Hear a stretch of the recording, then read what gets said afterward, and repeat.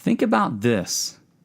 The first temptation in the Bible, the one with Adam and Eve, was connected to food. We know the story. They were tempted to listen to the serpent and ignore God's command. But when you think about it, it could have been another form of temptation that caused them to sin. But for some reason, we see in the Bible that God chose to use food as a test of their faith. Here's the thing. Food, which represents the physical side of our being, is important. You might say as equally important as our spiritual side. Now, I know there's someone out there famous that says everything is spiritual, but there is a physical and spiritual side to our beings. So is food a key component to our obedience with God? Is it something we should have as much more central in our relationship to following after Jesus than we feel like maybe it currently is?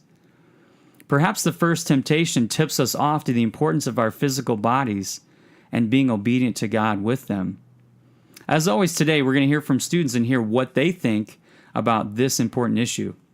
Today we're going to take a deeper look into the question, are we adequately addressing the issue of physical health with our students? I'm Jeff Eckert. And I'm Jason Brewer. And this is the Thought Factory. Now, before we get into today's episode, we realize we probably didn't say much about ourselves in our pilot episode. And so to give you an idea of who we are and why we're even talking about youth ministry, myself, Jason, I've been in youth ministry since 2004. I interned at a local church, and then I became a youth pastor for 5 years at a local church. And now I'm working for Never the Same, which primarily my role for the year is the creative director of our camp, NTS camp, for all of our learning environments at each site. So I oversee all the production and the programming and really have a heart for youth, even though I'm in this role now.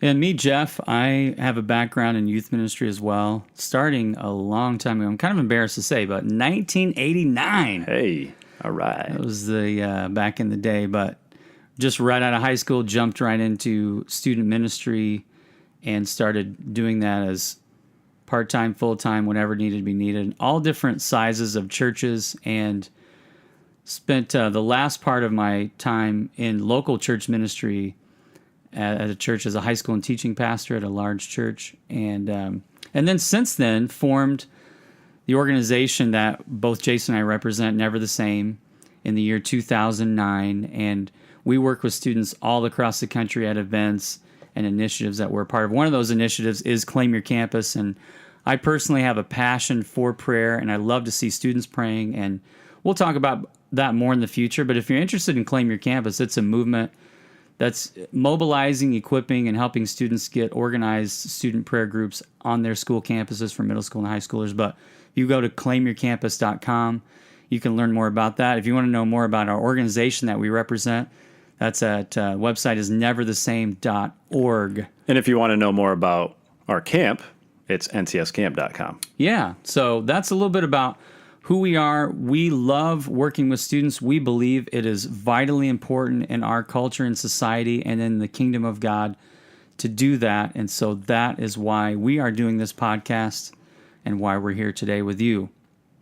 So today we're going to talk about health. We're going to talk about what that means, and as it pertains to students, as it pertains to our ministry and influence with them. But we thought we'd take a minute to define what that means when we say health so that we're all on the same page. We're not talking about just being skinny or the world's view of being healthy, mainly really in essence being just an exterior issue. It's much more bigger and holistic than that. Right. And I think, you can't see us.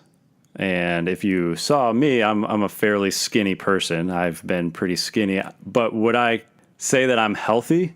Probably not all the time. I'm not necessarily one that can run really far distances and lift heavy weights and have a heart that's, fully healthy. And yet I enjoy eating healthy foods.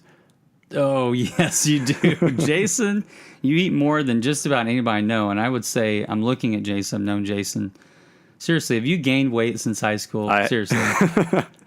I honestly have not. Since my senior year of high school, I have not gained more than 4 pounds. He would fit under the weight allotment for if you checked in a bag, probably. Probably. I could probably fit into one of those oversized hockey bags. It's ridiculous. But the reason I bring up skinny is because we can easily say, oh, they're skinny, so they must be healthy. But that's not always the case. Like, you can not be healthy and still skinny. You can be various sizes of body shape and still be healthy. And so we want to point that out. And health comes from an old English word, hale, meaning wholeness, being whole, sound, and well. And I look at even the World Health Organization's definition of health, and it's a definition that hasn't really been changed since 1948. Health is a state of complete physical, mental, and social well-being, and not merely the absence of disease or infirmity.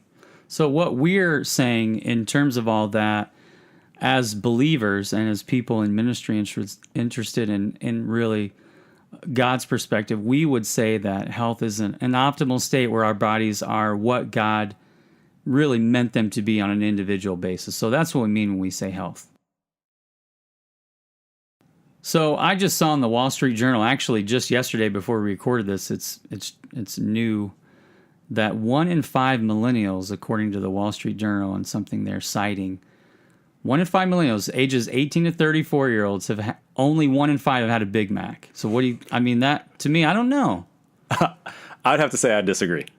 1 in 5. So you're saying 20% of millennials. I'm not saying it. Wall Street Journal is saying it. Wall Street Journal is doing a report saying that 20% of millennials have tried a Big Mac. Now, I fit into this age range on the upper scale. I didn't realize I was a millennial, but I've definitely tried a Big Mac, and I disagree with these numbers. So you're a Big Mac fan, it sounds like. I'm not a fan. I'm just saying I've tried one. I feel like this is a bunch of liars not admitting that they've eaten a Big Mac. Maybe they like the other sandwiches. Maybe they're the double quarter pounder person or whatever. I don't know. What's your like go-to menu when you go to McDonald's? Every time I walk into McDonald's, I stand there and it's like I've never been there before. I just stare at the menu. But I would say I like the new artisan chicken. I think that's what it's called, the artisan chicken sandwich. It's pretty good, and it's hopefully somewhat a healthy choice. I don't know. Oh, see, I just go straight to the double burger or double cheeseburger and medium fry and definitely a Coke. I mean, the McDonald's Coke is unmatched. Yeah, it is pretty good. I'd say that. But see, I feel like this report is something kind of related to a Jim Gaffigan bit where he's saying people aren't going to admit that they're going to McDonald's. Yeah, I mean, what'd they say? How many billions? We read that. It was 14 billion Big Macs. 14 billion. So there's about 7 billion people on the planet. Right. So if you do the math, that's about 2 Big Macs a person. So it's... Somebody probably is lying out there. It's a few... I don't know. I just don't agree with this, even though it's fresh and new and hot off the press. And I'm not a millennial, but I'll say we both admitted here we had Big Macs. And we look at... So we think about that, McDonald's is kind of a lightning rod when it comes to health, especially, I think, in younger generations. Looking at some of the research, we looked around.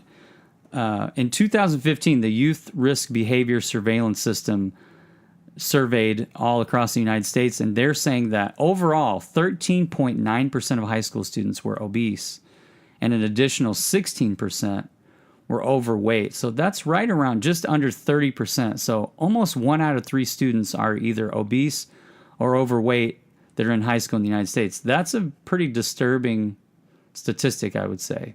Is there a correlation to McDonald's in that survey? I don't know. Now, they rated the states in there, and the number one most unhealthy state for high school students is Mississippi. 18.9% is their rate of obesity in Mississippi.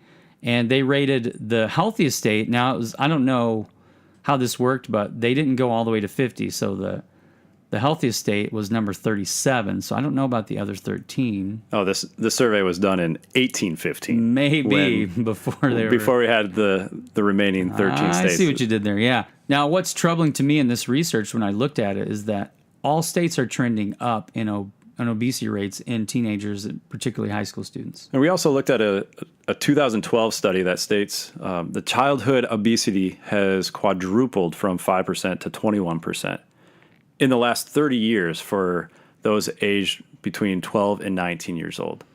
Now, I did a blog on the health and this trend as well in this age group of how obesity is increasing. The trend is going up, and really what is our role in that?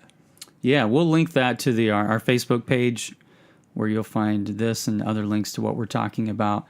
Now, we looked at outside research. We've also done our own research, which really is the basis of this season of this podcast of Thought Factory. And so if you didn't hear our pilot episode, we researched right around 3,000 students from all across the country and about 500 adults. We asked students what they thought, and we asked adults what they think students are thinking. And so if you want to know more about that, you can go back and listen to the last episode, our pilot number 1.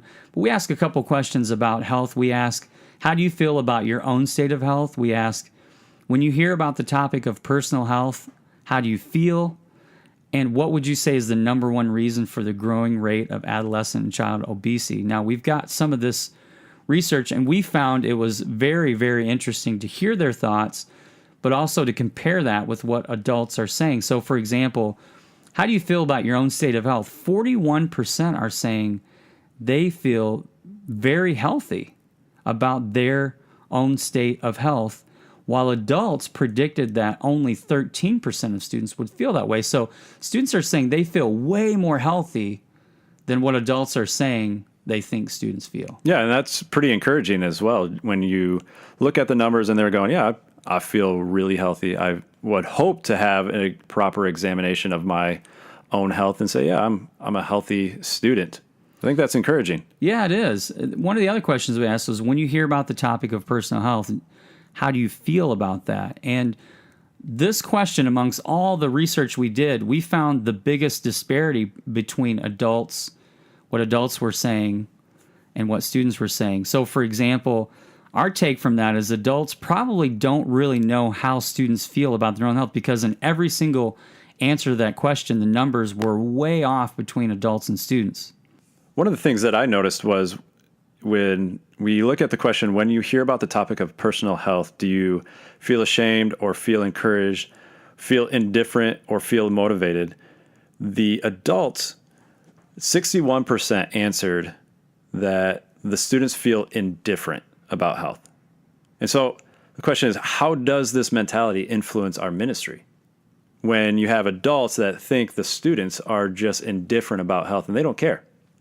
Yeah, and students, they're saying to us they really do care. And with that, 36% of students in our research are saying they feel motivated when they think about their personal health. Now that's, a little over 1 out of 3. They're saying, when I think about my personal health, I feel motivated, which is significant, and it's something we need to understand with our audience being students. But the adults say less than 10% think the students are motivated when they hear about the topic of health.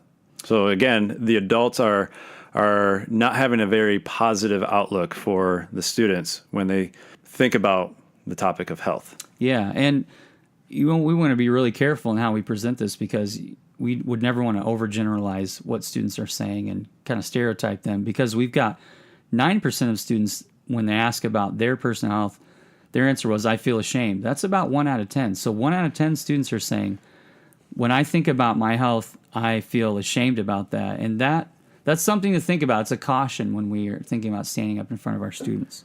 I agree. Again, going back to the adults and their perception of what the students think about health, almost 80% of adults perceive students to have a negative view about health. When you combine the 61% that feel indifferent and then almost 20% think they feel ashamed, this is adults thinking what the students feel. And that's a big number for adults to have a negative perception when they think about students and health. And students are generally feeling positive. They're right. feeling motivated. They're feeling, encouraged about the state of their health. So those numbers are quite different. Students are feeling generally positive. Adults are feeling generally negative. Now, in response to a survey we did in 2014, we asked the question, which one thing about food is a temptation for you? And kind of digging deeper into this topic of health and how they feel and perceive food. And the top answer was, eating unhealthy came in at 39% of those that responded. And that's a survey that was about the same amount of students that back then in 2014 as our recent survey of about 3,000 students. And so 39% of the respondents say the top thing, the one thing that food is as a temptation for you is eating unhealthy. And then the next top answer was eating too much. And that was 24% saying eating too much is a temptation for me. So combined, 63% of students have an unhealthy relationship with food. Wow. And this was a survey done 2 years ago, but that was something that we looked at and kind of pair it to the view of health that we're looking at today. So that really brings us, as people interested in our relationship with students and leading them and trying to help them in their lives, what are they hearing about health from their spiritual leaders? We asked that question as well. How much does your church talk about the importance of physical health? And this one was, wow, it was a huge number of students that are saying either seldom, rarely, or never are they hearing from their church and their spiritual leaders about health. 72%. That's a lot. Almost 3 out of 4 are saying we never or rarely or maybe once a year are hearing from our leaders, from our church, from people that are teaching us about God. They're talking about physical health. And sometimes the spiritual leaders, when they talk about health, it's up front in front of the group of students, and it may not be in conversation. But to define seldom, it's 1 to 2 times a year, and then rarely, maybe once a year, ever, and never. That's a huge number as well to say, as spiritual leaders, we're not communicating this. We're not leading the students in this direction. We're not saying it's really that important. This is based off of the response of this question, of course. And over the last few years in our ministry at Never the Same, primarily through NTS Camp, we've tried to weave in this idea of physical health a little bit here and there in some of the teachings and some of the topics and some of the breakouts that we do, because I think we feel like it's an issue that's trending in the wrong way, and it's one of those things that really doesn't seem to be addressed a lot. And so our encouragement to you is think about some of the passages in Scripture. Daniel 1 is a great example of taking care of our physical bodies. Daniel there, if you look into that passage where he talks about, and in the NIV translation of Daniel there in chapter 1, he says, he refused to defile himself with the king's table. That word defile, looking at the translation, the meaning of the word, that word means to pollute. Daniel's saying, I don't want to pollute my body with this food. I think that's a significant statement. We also find some teaching in the New Testament. Yeah, with Paul talking in 1 Corinthians, the body as a temple. You know, did you not know that our bodies are temples of the Holy Spirit who is in us? And therefore we should honor God with our bodies. And I know Paul was referencing more of sexual immorality, temptation, but I feel like that line, honor God with your bodies, can also be reference to what we put into it, how we manage it, how we take care of it. So when I read that, and our body's a temple, I definitely think health as well. Yeah, and that's a striking statement. Paul's saying the temple of God is now your physical body. That's a very significant theological hinge point to think about, and Paul gives us that. So we find that both in Old and New Testament, and I think we could say Scripture definitely supports the idea that we're made in the image of God. And I think about Zig Ziglar, one of my favorite motivational guys, and I remember him talking about think if you had $1 million racehorse. If you had $1 million racehorse, would you keep it up all night smoking and eating junk food? And he kind of makes a joke about that.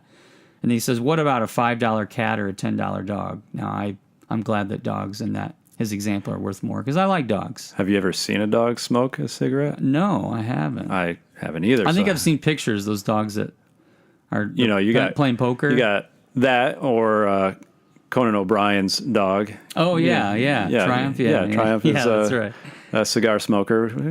I guess he's a $10 dog. He talks about, so, you wouldn't do that. And then he asked this question, which is so poignant. He says, how about, you wouldn't treat $1 million horse that way.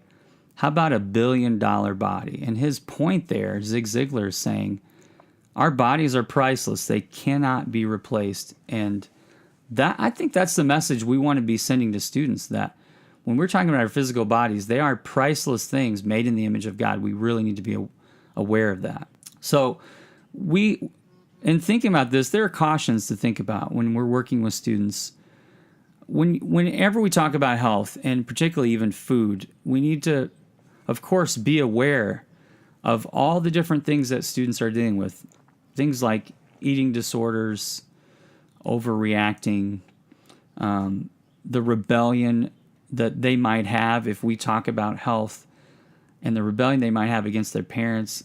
So if they hear us talking about health in a youth group or church setting and they go home and their parents offer something that they don't feel like is maybe a healthy choice, we've dealt with that where students kind of are, giving their parents a hard time. And you got to be careful with that. So we need to prepare students to be in a place where there's a balanced way that they're receiving this information and they're able to understand it, and it doesn't lead to further disorders in their lives. Yeah, I think about the number of students, and even our own selves, our identity is attached to food. But we ask the question, so then what is our role in helping students in this area, which can be very difficult to navigate through? Yeah, and that's what we want to talk about next, our role. Hey, I'm Justin Warrens, and I am on staff at a church in Metro Detroit. And I joined up with Never the Same Camp about 5 years ago when I was a youth pastor at this church. And I have loved our experience there for our students and our leaders. The partnership that we have formed, the momentum that we have gained in our ministry, not just in the summer, but throughout the year, has been catalytic. We love how NTS pours into our leaders and our students, and that as we join with NTS together, we come back ignited for our school year. Even things like CYC, which is Claim Your Campus, has been an incredible way to see our student leaders grow in their faith and increase in their prayer life inside of their schools. So as a church that has a movement of a growing connection of young students on a multi-site campus, it has been a gift to us. Right, let me take you back to your junior high or high school cafeteria. Can you imagine? You're walking in. Think of the sounds. Think of what you hear when you go in a cafeteria. Think about the smells. Getting hungry yet? Maybe you're not getting hungry. So imagine walking in. The school cafeteria is an interesting place, isn't it? There's so many different things going on where all you're the sitting. anxieties that just rise up in me. Yeah, even right now, The right? stressors. Yeah, you made me think about all the things that I have to go through just to sit down. As a youth pastor, one of my most anxious moments was walking into the cafeteria to see students. That was I forced myself to do it, but I hated doing that. It was hard. But as a student, like that first day of the year, when you don't know what anybody's schedule is, and so you walk in, you don't know where to sit. You're not sure if your friends are there, who you're going to sit with. It's crazy. You make friends with people that you know because they're the only ones there. Yeah. You're like, I've seen you in our classes. I guess I'll sit here and be friends with you for the next 30 minutes. I'm intrigued by all the different little nuances and unwritten rules. I remember hearing a student recently saying that her and her friends, they were sitting at this table. They kind of scoped out their table that first or second day of the school year. And then a few weeks in, they go to that table and there's some other set of random girls sitting there. And I remember the student saying, hey, that's our table. Everyone knows in our school that that's a rule. You don't take someone else's table. I just thought that was a reminder of what it's like in the lunchroom. Now, is there a rule about switching tables like midway through lunch? I mean, it depends. I don't know. You get done with your lunch, you're like, hey, see you later.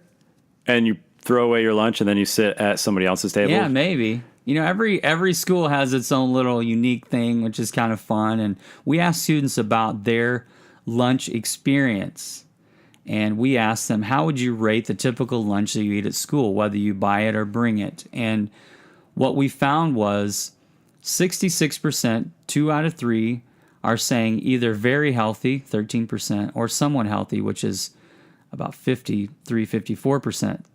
So 2/3 of students are saying either somewhat healthy or very healthy. That's they're saying to us that, hey, we're trying to eat healthy at least a little bit when we're at school every day. The thing that we don't know is the percentage of students that their moms pack their lunch. Right. Because when I grew up, my mom packed my lunch. Exactly. She included every food group in my brown paper bag, and I loved it. Now, see, I was old school. I had the Star Wars 10 lunchbox, which I totally loved, and I tried to keep that as long as I could. Now, Star Wars was cool when I was in elementary. Then it kind of became uncool, but I kept that thing, and I loved it. And so, as you're thinking about that and what we're bringing, what about the environments that we control? So we know what they're eating at school. We're hearing from them. What about, as ministry leaders, the environments that when they're with us and they're eating? So a camp retreat, a youth group, a party, whatever. It reminds me of, we used to do this thing where when students would come in for their first time, we would give them a 2-liter of Mountain Dew. Then they could also carry it around, and we kind of knew. Yeah, there was intent behind it. Yeah. To say, hey, this is a new student, so make sure that you are introducing yourself to this new student. Make sure that they feel welcomed. Yeah. As a new student, I don't know if I'd want to walk around with a 2-liter. I know. Of anything. I know. What That's so message cumbersome. I know. It was weird. It was an idea. 12-ounce can would have been way better. I'm going to blame it on the students. Well, we wanted it to be visible so it could be seen. I know. That was ridiculous. That's funny. But our example, as adult leaders, that plays a role too. Yeah, I think our example plays a huge role, because when we look at the health and what they are hearing at church from our spiritual leaders, I tend to look at the example of the adult leader or the senior pastor or the youth pastor. I believe the example plays into what they're hearing. How often do they may talk about it, but how often do they just view you as an example of healthy eating, healthy living?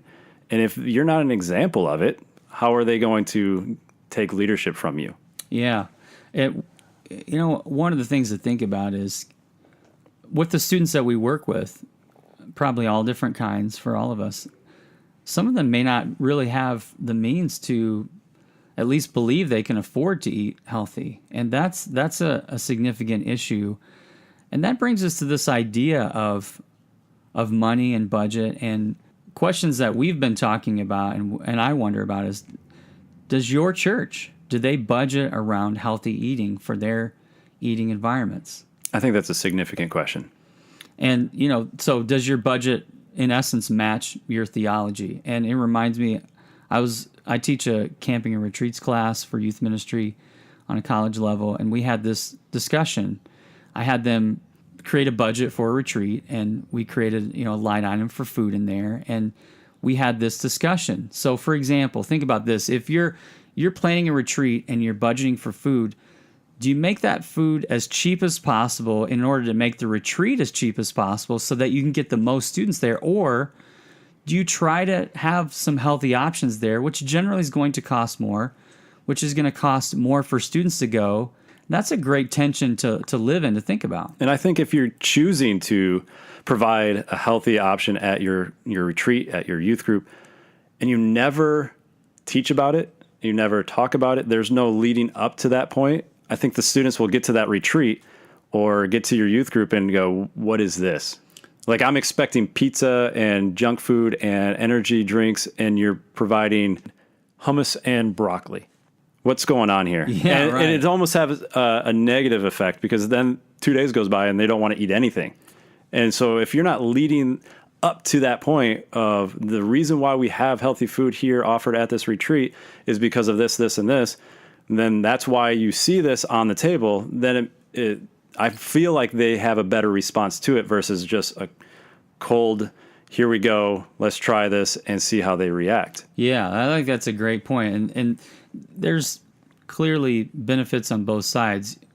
I think all of us, because of our heart for students, we want to see as many students in environments like that as possible.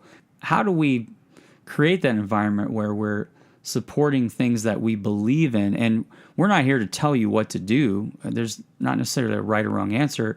It's going to depend on where those values kind of land when you're thinking about things like this. But I just find that I'm not sure very many leaders may be thinking about this, and we just wanted to put it on people's radar. I know it wasn't on my radar when I was a youth pastor as much. It was more the budget that I had to work with. And the pizza that I brought in every week for our youth ministry was based off of knowing the owner at the local pizza shop. And he gave me a great deal. So I was like, sweet. It wasn't something that was on my mind when I was leading that. But at the same time, I'm going, how do I supplement this? Well, girls, you bring sweet snacks and guys bring salty snacks because, girls are sweet and guys are chemical reactions. So that really leads us to, I think, an important question for us to wrestle with is what theological message are we sending about the food that we offer at our ministry gathering? So an application for us to think about, what we think for all of us to consider as youth ministry leaders here, is we must address this issue in our ministry because it does matter. Yeah, our spirit and our body are images of God. We are to glorify God with our body. We must see ourselves as spiritual leaders of students, but do we see ourselves as physical health leaders as well?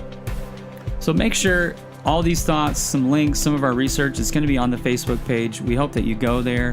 Just search Never the Same on Facebook. You're going to find this episode as well as links and some discussion among some other youth workers. We hope that you check it out.